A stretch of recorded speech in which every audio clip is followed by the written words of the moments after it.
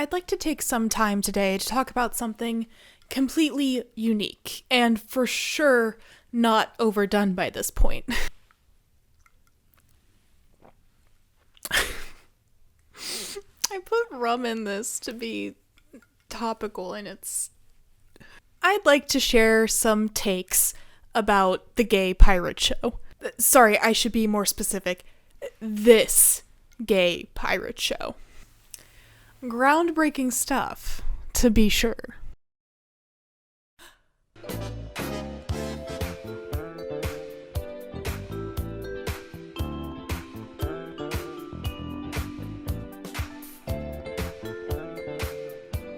And all I've got to offer is sensitivity, intelligence, and charm.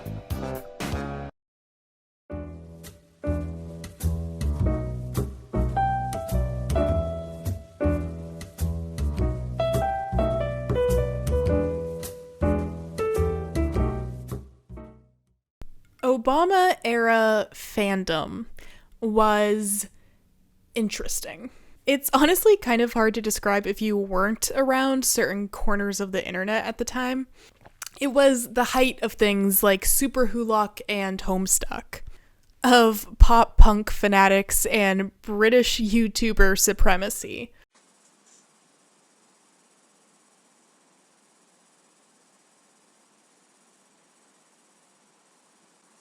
Hi. So, my name is Dan. Of Tumblr University and, of course, DashCon. But probably most important to the internet as a whole, it was really the peak of fanfiction and shipping. For those somehow uninitiated, shipping is basically when fans of a thing decide that two characters or people from said thing should be or are madly in love. It's definitely not a new thing. Just ask any Paul X. John Beatles fans from the 60s. Oh, I've read some stuff. You vintage horse. Sorry. Sorry, I don't think you're horse. Fanfiction's fine. Fanfiction, a popular vessel for said ships, also isn't new. Ask any 19th century Sherlock Holmes fan. Or ask Dante. Yeah, Dante's Inferno counts as fanfiction in my book. But with the rise of sites like Tumblr and AO3, in the mid-2000s, these practices really hit the mainstream. And LGBT teens, particularly, were obsessed. To explain why, we're gonna have to zoom out a little bit. I hope I put a zoom effect there. It can be hard to forget these days, but gay marriage wasn't legalized on a federal level in the United States until 2015. That's only 8 years ago at the time of this video. Sure, most schools had a GSA. Glee gave us the iconic Kurt Hummel. So depressed I've worn the same outfit twice this week. And Ashley Kerwin's dad on Degrassi had been out of the closet since 2002. Your dad is gay. But outside of certain internet bubbles and progressive communities, being gay was still pretty taboo. Something like Brokeback Mountain was considered a punchline to a lot of people.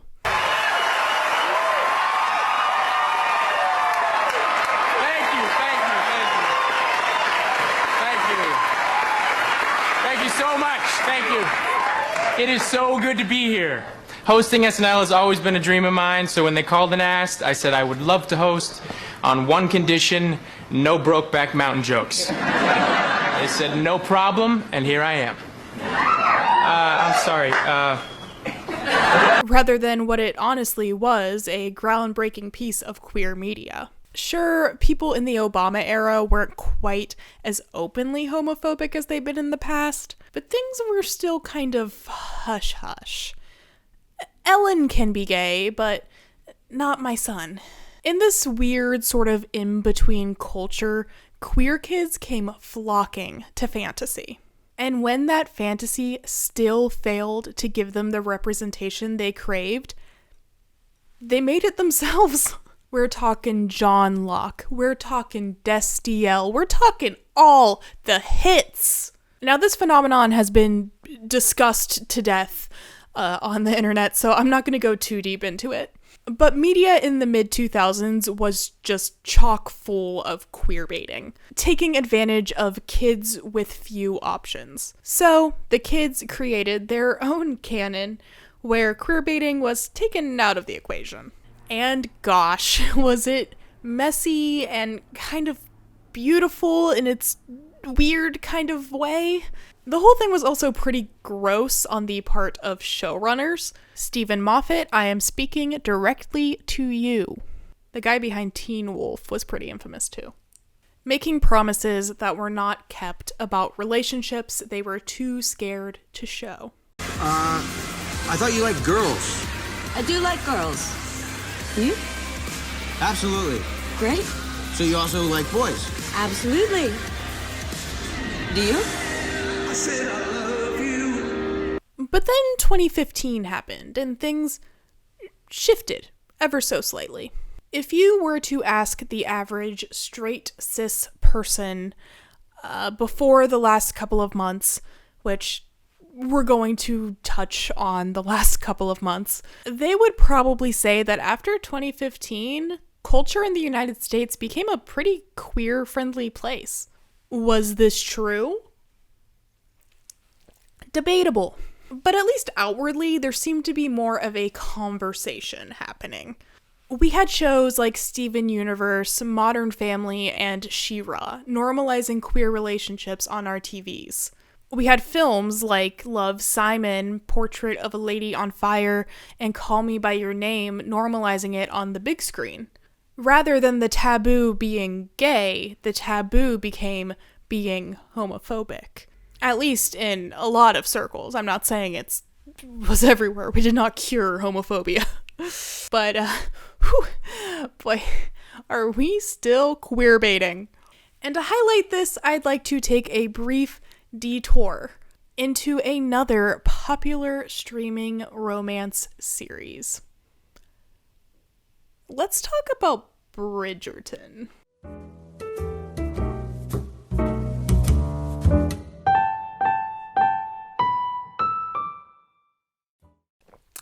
But before I continue, I would like to state for the record that yes, I know Bridgerton is based on a popular series of romance novels. But from what I've heard, it has not been the strictest about sticking to the events of said novels. I haven't read them. I can't tell you for sure. So, Bridgerton. Here's the gist. During the Regency era in England, 8 close-knit siblings of the powerful Bridgerton family attempt to find love. Normally this is where I would say, well, you know the Wikipedia synopsis, it's really just, it's very vague. There's a lot more to it. But the thing with Bridgerton is, that was pretty much it. It is not the deepest show in the world, but oh boy, would I just die if it got canceled. So, okay, there are 2 of the 8 Bridgerton siblings that I would like to highlight here. Second eldest son, Benedict, and middle daughter, Eloise. If you search either of their names, a majority of the results are going to be something like, is Eloise gay? Is Benedict gay? And while it was definitely less forthright in Eloise's case, most fans assume she's queer just because she's a feminist in Regency England who has no interest in marriage. Season 1 was definitely hinting at some things with Benedict. The young artist's B-plot in season 1 had him hanging out with a bunch of LGBT bohemian artist types behind his family's back.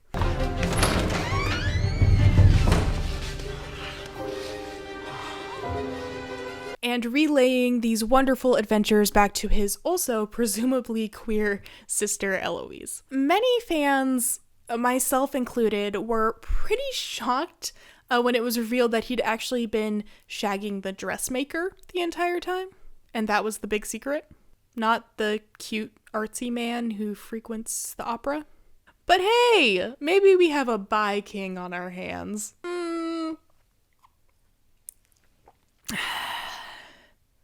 It's starting to look like a disappointment on that front too. The show seems to be dead set on this character being interested in women and only women. Maybe it's just the way Luke Thompson portrays the character and how he interacts with other men, but it seems very romantic. And I really, really hate to say this, but these interviews with showrunner Chris Van Dusen, where he states that he's, quote, open to exploring Benedict's sexuality in future seasons. It just absolutely reeks of Mark Gatiss and Stephen Moffat. It feels like an empty promise and a disappointment. I might be proven wrong, and I hope I am, but I kind of doubt it. The whole thing just really feels like a big step backwards for media. I mean, just to call it what it is queer baiting. And my reasoning for that is bi people are hot, and Benedict is hot. I'm kidding, it's more nuanced than that. Speaking of big steps backward, I'm afraid it's time that we address recent events. This is where those trigger warnings really come into effect.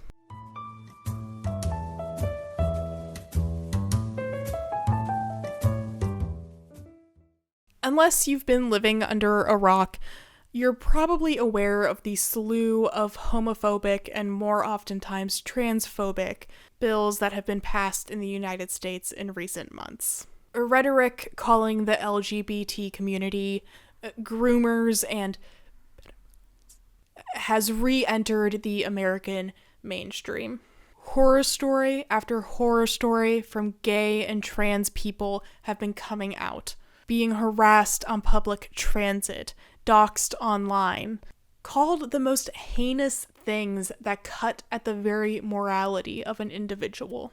Disney, a mega corporation infamous for its rainbow capitalism, and blink or you'll miss it first gay character, is being boycotted by the right for taking the most minuscule of a stand against Florida's Don't Say Gay bill, while also being boycotted from the left for their much more based in reality dismissal of queer voices, while continuing to reap financial benefits from queer fans and queer creators. Some right-wing extremists have even been making calls of violence against the capitalist monolith that is Disney.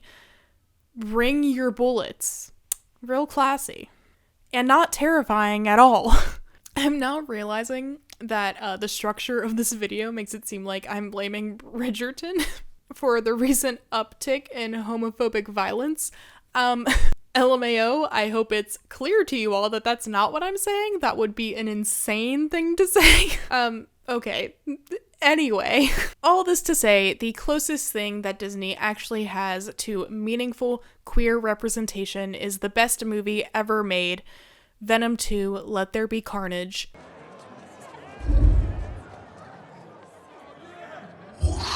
Your costume is amazing! Thank you, one person. Eddie was wrong. He kept me hidden because he was ashamed. But look at me now. You love me. And I'm free. Which is a stretch, considering it falls under the Marvel umbrella. I'm not even sure if it's a part of the Disney MCU. It is hard to keep track. And Luca, which is about children and not explicit in any way. But you watched a different movie if you did not catch on that these Little Mermaid boys have cute little crushes on each other. Disney is not grooming your children. I absolutely promise. Even if they were providing meaningful queer representation, that is not grooming. Or any sort of... Kids have crushes, and they know they're gay long before they hit puberty. I had a crush in first grade. This happens regardless of what they're shown on TV. Please get your head out of your 2001 Bush-era culture war. So things have been rough for the LGBT community these last couple of months, to say the least, both in media, legally, and in day-to-day life. The community could use a distraction, one that isn't Bridgerton mystery bi flavored. That's when it happened.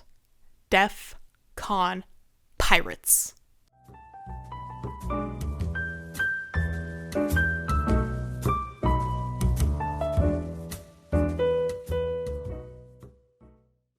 Our Flag Means Death is a 2022 romantic comedy created by David Jenkins and produced/starring Taika Waititi. It starts as your typical What We Do in the Shadows adjacent Waititi fare. Okay, so one day I was selling my wares, and I walked past this old creepy castle, and I look at it and think, very old and creepy. But this time, instead of vampires, it's pirates.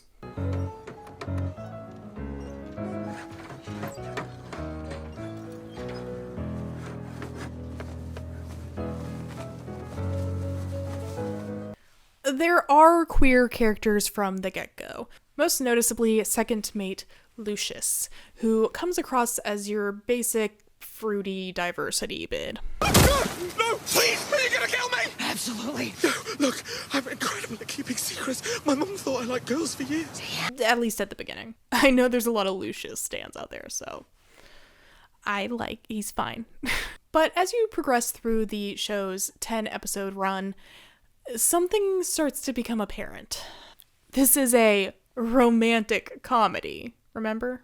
The first 2 or 3 episodes definitely bury the lead a bit. We follow incompetent pirate captain and real-life historical figure commonly referred to as the gentleman pirate Stede Bonnet, as he has a go at abandoning polite society to sail the seas. All the while, the figure of the most infamous pirate in all of history, Blackbeard, looms in the background, gossiped about by the crew in hushed tones. Then, a shift.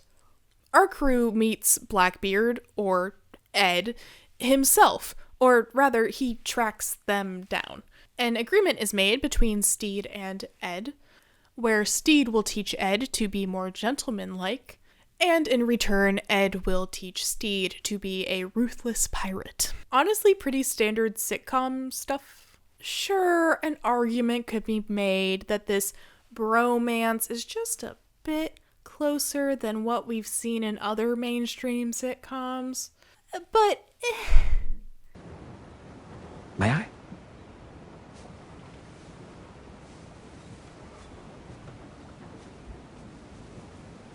There we go.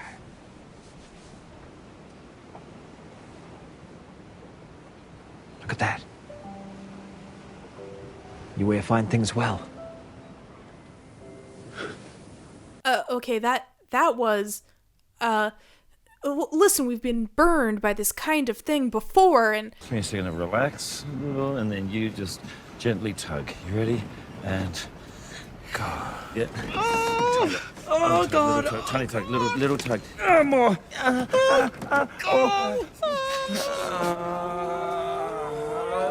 Oh, my God. Oh, haha, I get it, because being gay is a joke. Come to the down a bit. Just up a little bit. To the left. Yeah, I'll get it. Oh, my God, this is happening. This kiss, right here, is maybe the most tender display of romantic affection I have ever seen on television, and I watch a lot of TV. So I reckon what makes Ed happy is you.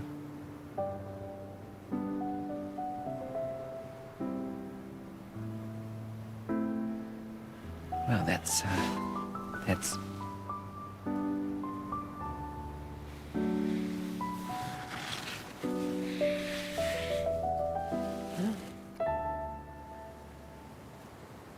you make Stede happy. And when I tell you that when this happened, and confirmed to the audience that this was not queer baiting, I audibly gasped. And it's not a joke or a coming out story. I mean, Steed briefly comes out to his wife Mary, but it's super quick and she accepts him immediately. We just pass the time so well. I'd call those things love.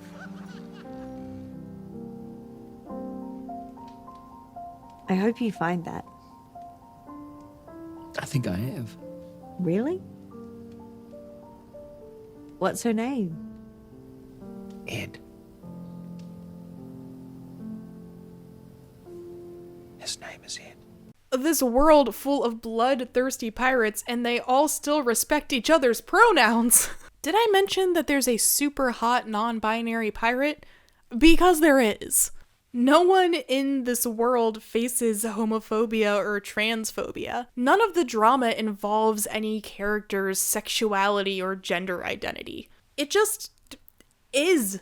These things just are. And it's so ridiculously refreshing to see.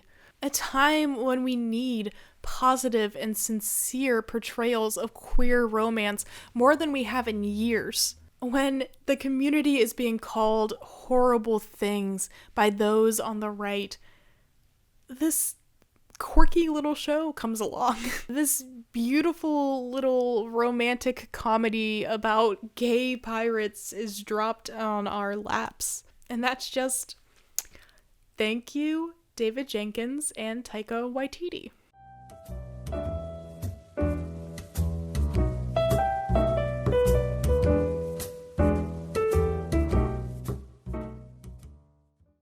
Aside from the content of the show itself, I think the success that it's seen really speaks for itself, passing up Euphoria as the most in-demand streaming show. The calls for renewal have been deafening, and I honestly haven't seen a fan response like this since Super Hulock. People want these authentic stories, not half-second long, quote-unquote, uniquely queer moments, or whatever it was they said with Beauty and the Beast. People don't want live slug reactions. They don't want Benedict and Eloise having this heartfelt moment together discussing how they feel like they don't quite fit in, but never actually taking that leap. And what does one feel in a Bridgerton? Disappointment. Lack of inspiration. Art Academy not going so well. I'm an imposter, Al. Turns out Anthony himself bought my seat at that table.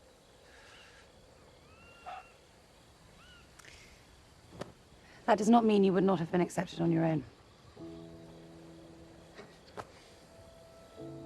I too know what it is like to feel oneself an imposter. Parading around ballrooms in feathered frocks, pretending to be someone I am not. I truly do not want to go to this dreadful ball tonight, even if I know Pen will be there. She finds me quite foolish too at present.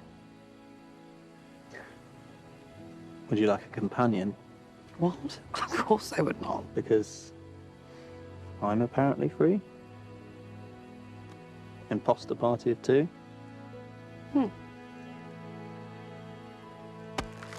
It feels very reminiscent of Yuri on Ice, in the way that it portrays this very simple gay love story, without any of the usual cliches or dramas that come with queer media. Like how Victor and Yuri simply fall in love over time without ever having to come out or make any sort of big fuss. So do Steed and Ed. These are worlds where queer people simply exist. Because, well, they do. Whether Florida likes it or not.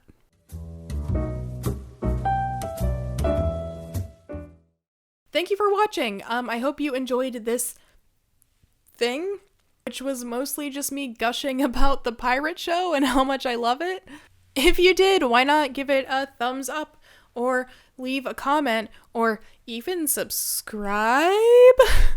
If you want to support the channel, you can become a patron or buy some merch. Links to both of those things are in the link tree down in the description.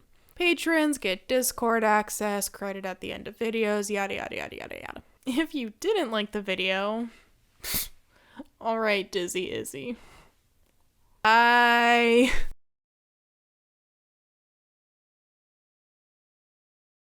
Maybe it's just the way Luke